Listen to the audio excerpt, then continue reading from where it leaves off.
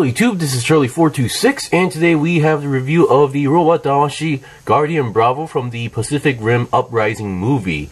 Now before I go on to the review, I would like to mention tomorrow will be a Gunpla review, so no need to worry. So, for those who don't know, or at least you should know at this point, that I was a big fan of the first original Pacific Rim movie, to the point where I did actually review the Plowmax, or the Max Factory Cherno Alpha model kit from Good Smile Company, and I extremely loved that kit. And later when the Pacific Rim Uprising movie was announced, they also announced the model kits, and I absolutely loved those model kits. Maybe minus Bracer Phoenix, because I just really never liked that Jaeger at the first place. And now later they announced these Robot Damashii figures, which I actually did had some hopes, because they actually had some Jaegers that were not made into model kits. I was really hoping to see Guardian Bravo and Titan Redeemer as a model kit, but they never happened. So my only option are the figures. So at this point I should mention that I never knew that what was it? The Diamond Select Toys actually made figures of the Jaegers, so that at the time, so I might need to try those out later. But for now, let's see what Bandai has to offer. So, the figure, I actually really like the Guardian Bravo design. The figure looked okay, but of course there are some parts that I am not a big fan of. And there are some issues with this figure, and I have heard some similar issues from other people as well. So let's get into the review. So first of all, what you get, of course, is obviously the Jaeger itself, the Guardian Bravo. I really love that red and white color scheme going on here. And what also made me like this Jaeger was that in the movie it also had one of the most unique weapons out there, having a electrical arc whip. That was pretty cool if you ask me. The only part, one of the parts I really hated about the Uprising movie was the fact that they used kids as pilots, and they did some immature stuff. There were some unnecessary scenes in the movie which really just broken the mood going on there. But still, I really like the Jaeger designs in the movie. Of course, the top two, if I had to pick, were definitely Obsidian Fury and Gypsy Avenger. So besides those two, the other two I really like is Guardian Bravo and Titan Redeemer, so which I would like to get the figure of Titan Redeemer someday. Alright, so let's get on to the components. So other than the Jaeger itself, you also get two multi-purpose hands, but of course in this case those hands are not fist hands. Those are actually only meant for holding the arc web weapon.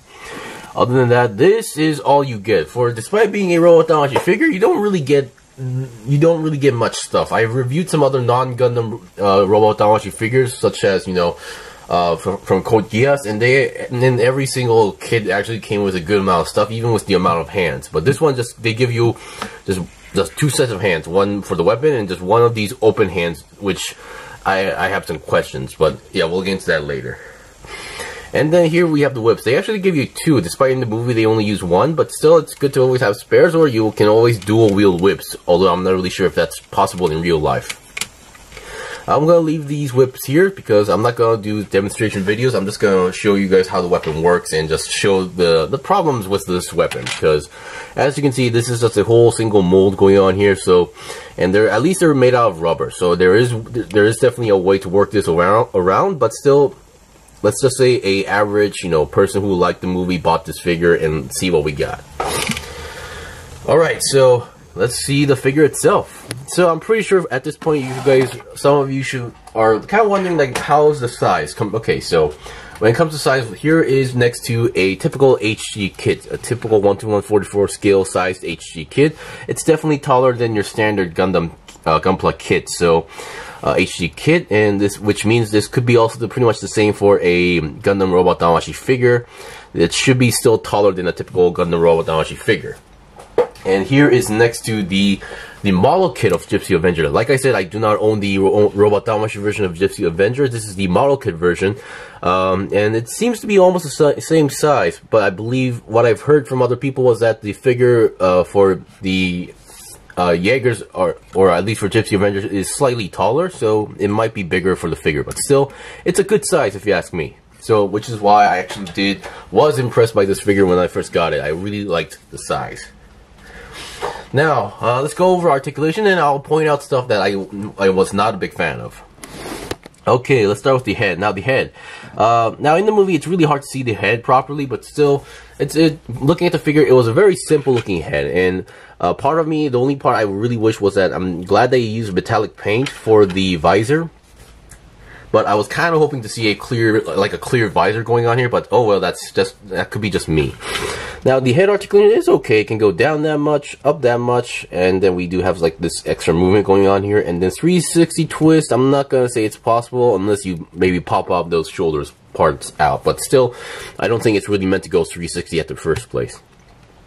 Now, looking at the shoulders, right off the bat, this is the part I have a big problem with. Not that it's like loose or anything, I really don't like the design of these shoulders. So, in the movie, there's actually, this is not how it looked like in the movie. There was actually like, to me, if I had to explain, there seems to be a extra cover going on here that would cover up this entire part here.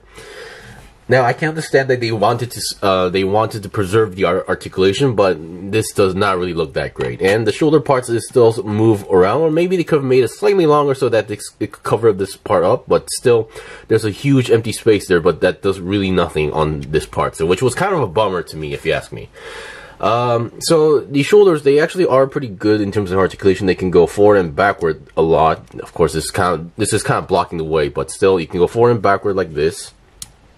And you still have your 360 twist on the entire arm, and you can't really go 360 like this, but you can always move the shoulder like in forward like this to go 360 if you can, or you can always pop them off if you want to do so, because they are on the ball joint, so you can pop them off like that. Oops, give me a moment. And let me just pop that back in. So it's a very simple pop and snap gimmick, so no need to worry. Bend wise, yeah, you just saw the hand just go off. So that's another issue that a lot of people are actually having with this figure. Let's see. So the bend is pretty okay. I would like to say that's actually a very good bend. Now the ball joint, I think it's the joint here on the hand. It's just the hole is slightly larger than the ball joint, to the point where it doesn't really give you a very secure connection going on here. And on the arm, in the show, or at least in the movie, there was actually another small cannon that would pop out from here for long range distance weapons. Yeah, that's not existence in this figure, and they don't actually give you any parts for that, so that was kind of a bummer. Before we go to the ab crunch area, let's go look at the back. The back, there's nothing too much going on here, but for some reason, you are able to pop off the back like this. And no, this does not actually come separate in the box. They actually come together like this. So it's kind of interesting to see that this part kind of pops off. I'm not sure what they were going for, but still it exists.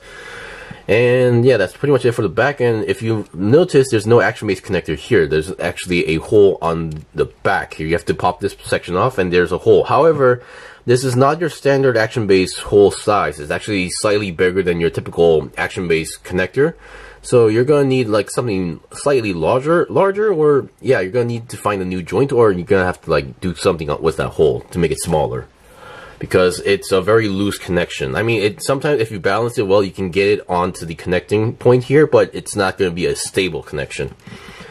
Alright, so let's see what we got for the ab crunch. So we, not much of an ab crunch going on here, but you can move it forward backward because of the joint here, because of the leg joint. But let's see what we got for twisting. So twist, not so much, because I think it's most of all the designs that's blocking the way, so not much for the articulation here.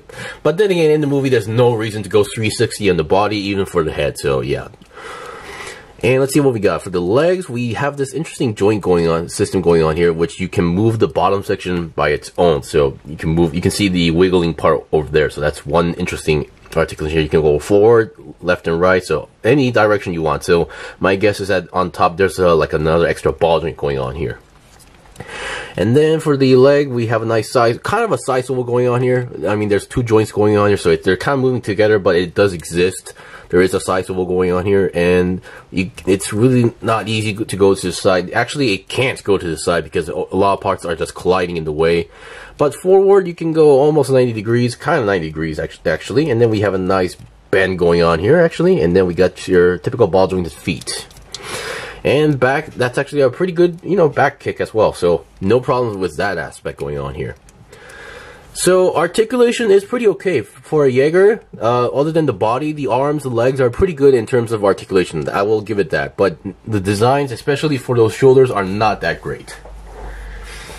Okay, so before we, so the only part is left is the hands and the whip. So I would like to point this out. So I'm not gonna show you guys. I'm not gonna swap these hands right now, but actually I'm not gonna show them on the camera. But still, like, what is this pose? Like, they gave you those open hands for this pose, and I really don't understand. I don't remember seeing this in the movie, but still, like, what is this pose? He's just opening his both hands. Like, what's the point of this? I really don't think that's an action pose. I mean, if this thing had like a repulsor cannon like Iron Man, that would make sense, but that pose just doesn't make any sense. Alright, so the only thing left is the whip. So the whip, it's very simple. You just need to plug it into the hand, you're good to go. Now, the problem with this type of whip is that, sure, it will retain its form all the time, but when it comes to certain poses, being a whip, you kind of have to, like, you know, whip it.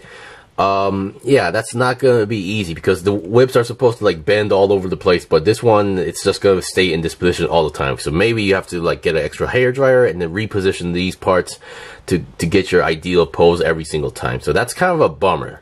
I was hoping that they would actually go with one of those whips like how they did with the Masterpiece Megatron Mace, where each joint, there will be a joint on each part here, so you can move it in any, you know, you can pretty much position the whip in any position you want to do so to make the pose actually make sense. But this one is, yeah, that's kind of a bummer for me.